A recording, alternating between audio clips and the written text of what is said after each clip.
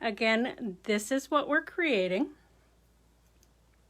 The computer is always just a little behind, so I have to try and see this on my phone. So to do this, it's so simple, and it can be done depending upon, I stitch this, so that takes a little bit longer, but I'll show you a way if you don't want to stitch it, if you just want to stamp it out and create this. So you start out with a piece of pre-washed fabric that has been dried without fabric softener. Having it dry without fabric softener removes the barrier for the ink, so the ink will stay. And I'm using my Crafter's ink.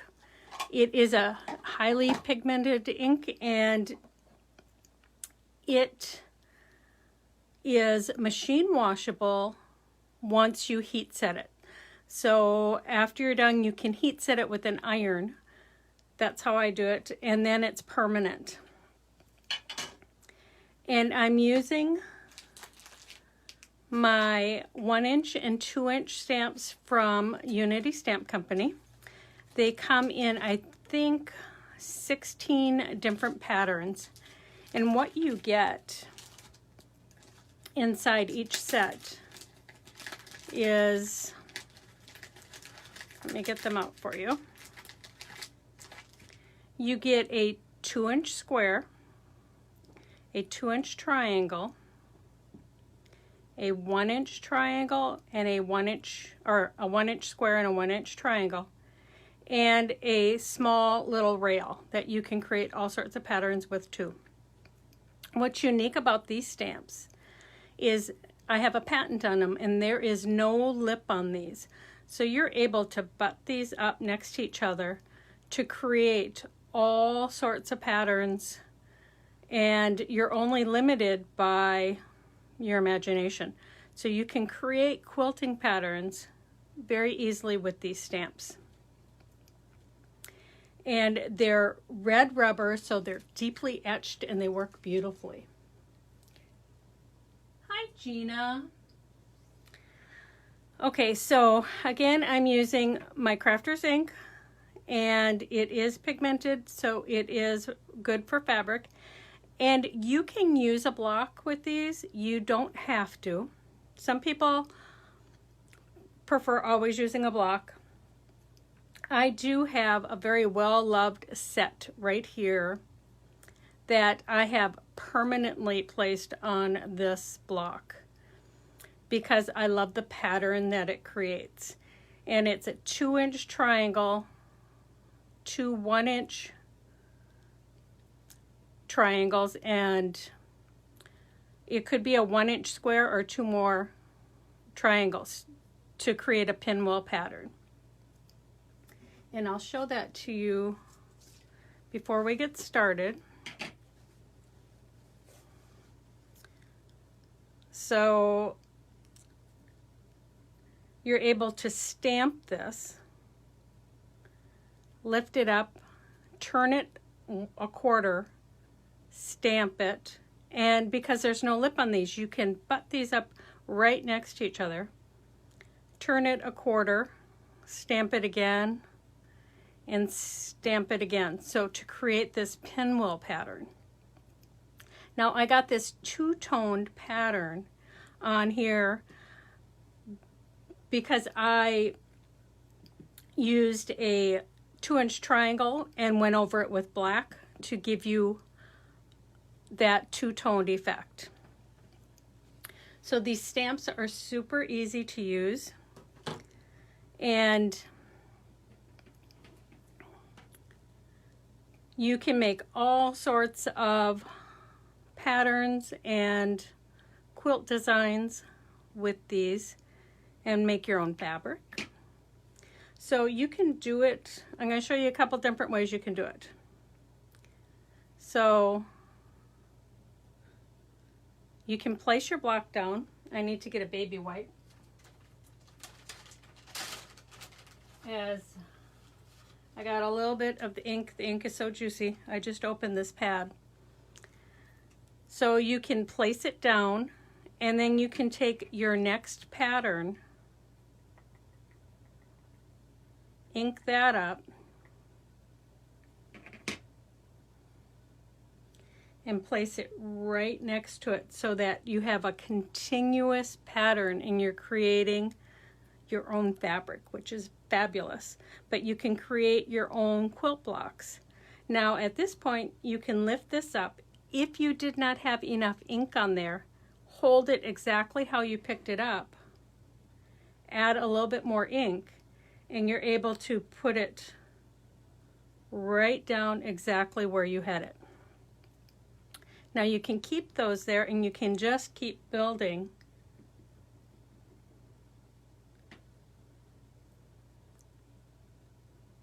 So I'm going to put one right down here. And you can just keep building your background. These are perfect for cards. You can build backgrounds this way. And like I said, you can use, of course, an acrylic block. You don't have to do it this way. I just find it easy to do this way.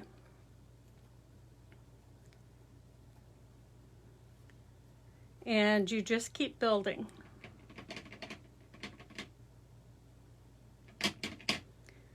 But the cool part is, like I said, if you did not get enough ink on here, you are able to lift that up and know exactly where to put it. Like there, I didn't get enough ink, and I've already removed this block, but I can put another block right here, right next to that, so I can see exactly where to go.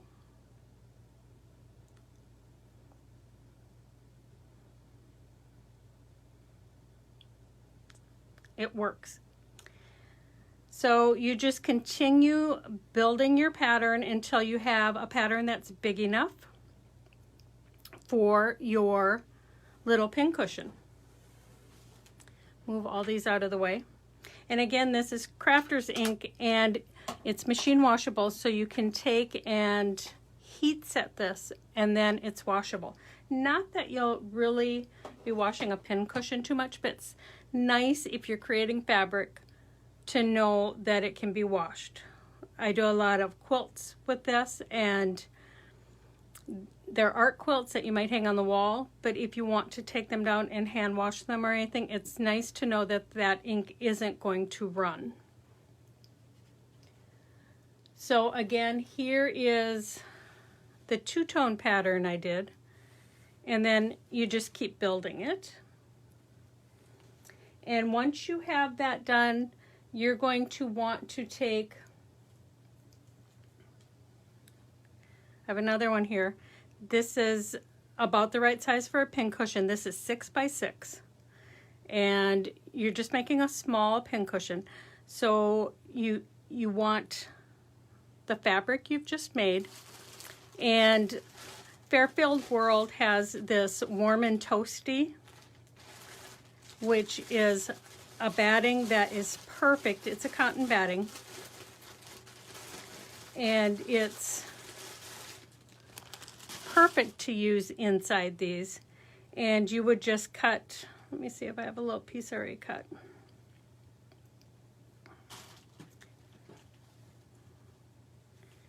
You would cut a piece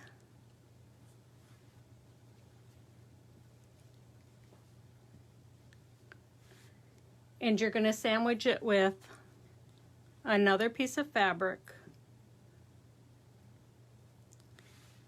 And then you can machine quilt this or you can hand quilt it. That's up to you. This one right here, I used another batting from Fairfield World, but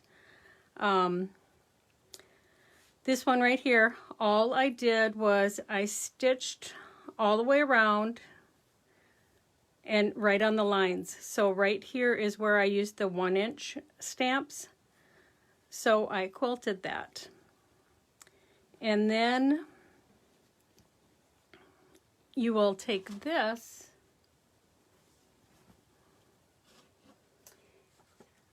And all I did was I took a piece of cardstock, folded it in half, and I drew a heart shape. And then I cut it just a little bit bigger than that heart shape. You could cut right on the line, but I cut it just a little bit bigger because I wanted, this is the size I wanted it. And I cut it just a tiny bit bigger. So I used this for my pattern. And this is actually, can I find a ruler? No. This is 6 inches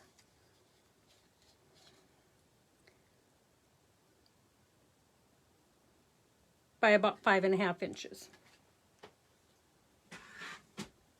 I guess it was 5 inches by 5.5 inches. So you need this. And then I knew I was going to make lots of these for this live. So I have this whole piece here that I quilted, but I knew I wanted to hand stitch in here. So again, I only stitched this with a 2-inch grid. So I stitched right in between all these. I did not machine stitch right here with this 1-inch pinwheel because I knew I wanted to hand stitch that. So again, you have the fabric you just created. So I call it faux quilting because you're stamping your quilt pattern out, your batting, and the backing. And then I took my pattern and I wanted to see, you know, because this was, I think I made it 24 by 24 and I could have gotten a lot more little pin cushions out of this. But I definitely wanted this pinwheel pattern in the center of my heart. So I placed that in the center and I kind of just eyeballed where to see if it was even on the other sides. And then I cut this piece out. As you can see right here. So I cut that piece out. And then I took that piece with another piece of muslin and I stitched them together with my sewing machine. You could do this by hand. Okay, so I started on the straight edge here. I wanted to leave an opening, so I came and I stitched around to the point and I came back up. So I left about, I think, 1.5 inch opening right here so that I would be able to turn it. And before you turn it, you can trim all this excess, but you want to for sure clip all the way around. This is going to make it more smooth after you turn it, and it'll make it the shape really nice. You don't have to worry so much along the flat edge or the straight edge. And then down here at this point, you want to clip off that excess. You don't need all of that excess, but around the curves is where you really want to clip. And I'm going to go ahead and trim some of this excess muslin so that you don't need all of that extra in there. I cut the muslin a little bit bigger than I cut my quilted piece. Okay, so then on this one I did not, as you can see, I did not hand stitch. So if you're going to do your hand stitching, you do it before you put it together. When I did this one, I wanted to use, what I actually used was this acrylic thread. It's just beautiful. And I was going to just do this centerpiece. But after I had that done, I thought it was so pretty. So I went ahead and went and stitched in between all of the blocks. But I didn't do that on this one because I wanted to have a sample to show you where it wasn't done, where it was just quilted. So knowing that you do not have to hand stitch. But I want to show you a trick because the older I get, of course, my eyes aren't as good. And to thread this, like there was no way I could thread this needle, even though it's thick thread and it's a bigger hole, because there's so many fibers there. It kept coming loose and I couldn't get it to go in. So a lot of needles come with this needle threader. And all you need to do is stick this inside the eye of your needle. And then this is open here, and you can stick your thread right through there. And you just give it a pull. And that makes it so much easier. So when you're stitching this too, you want a bigger needle, but you also want it to be sharp. So you're able to go in and out of your fabric. Now to do this, I had to do in and out. I had to poke and jab. I wasn't able to do a running stitch because a running stitch with this needle, because it's so big, I couldn't get them as small as I wanted them. The stitches, as you can see, let me see, pull this through for you.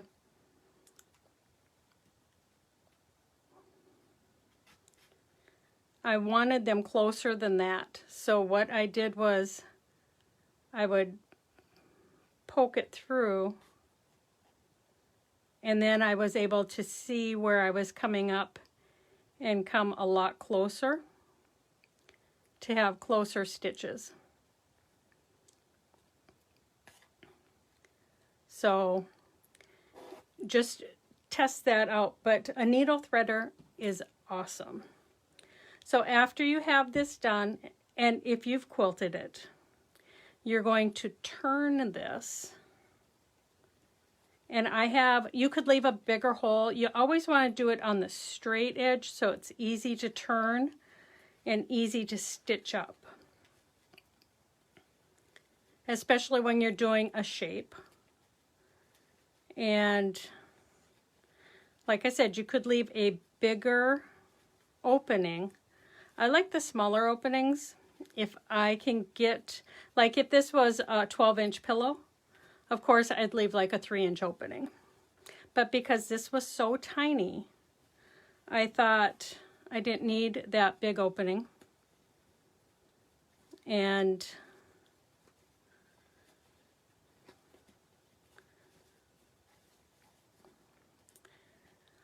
inside the PolyFil, they have this stuffing tool, which is perfect for you to get the points.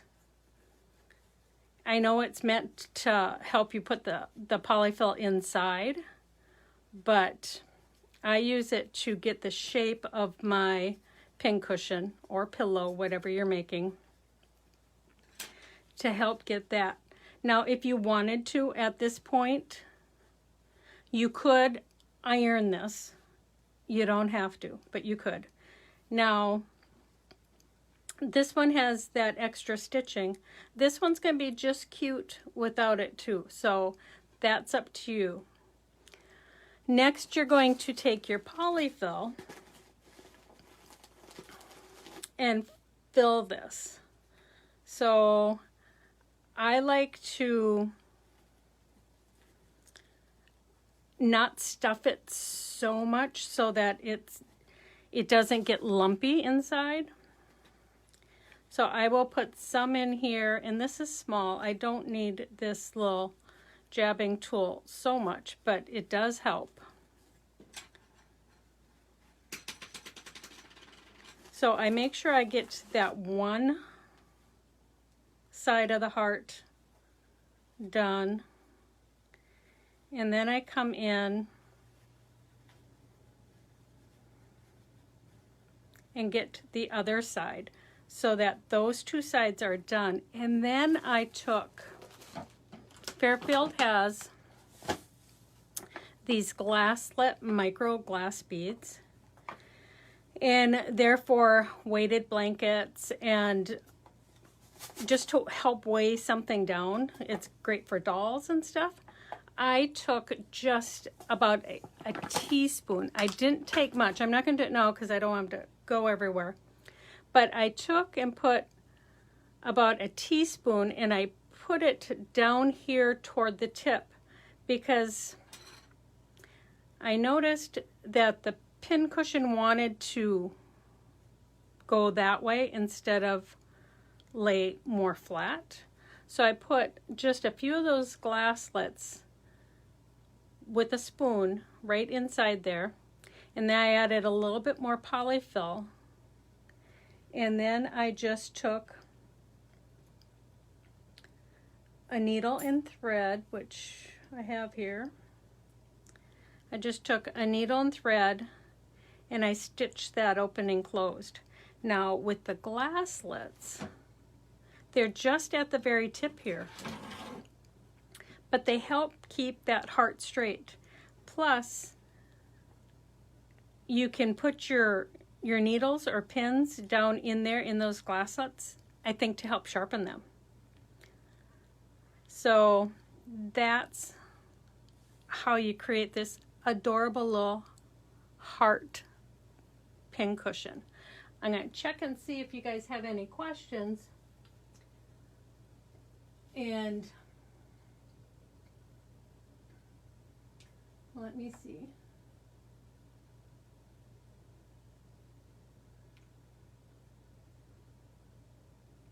Okay, I don't see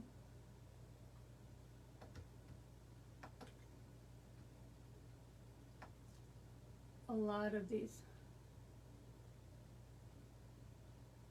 Laura, I'm sorry. I hope you're doing okay. Jeannie, yes, this is a great idea for your sewing friends. It's so easy.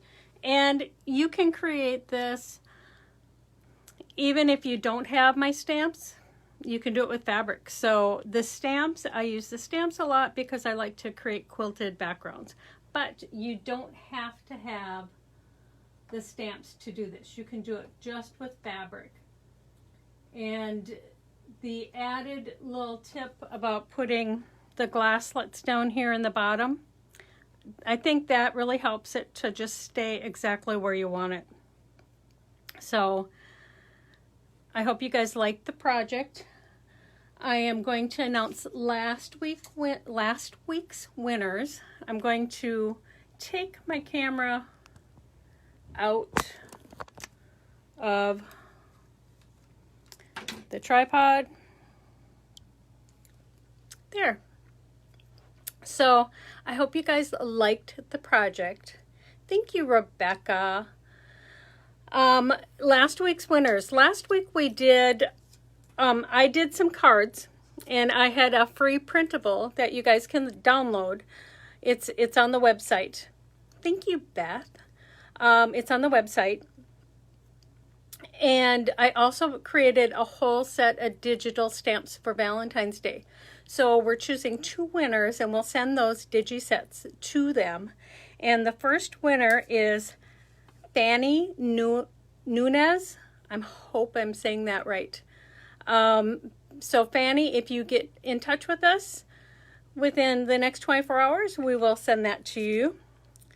I feel like I have something on my face, but it's on my phone. And the other winner is Judith Culham Eldson. So Judith, get in touch with us and we will send those right out to you. And remember, Fairfield World sponsored this live, and they will be giving away 2 huge packages of PolyFil. So you want to enter, like, share, and comment on this video with the hashtag Bella Crafts to be entered. So until next week, have fun and be creative. Bye, everyone.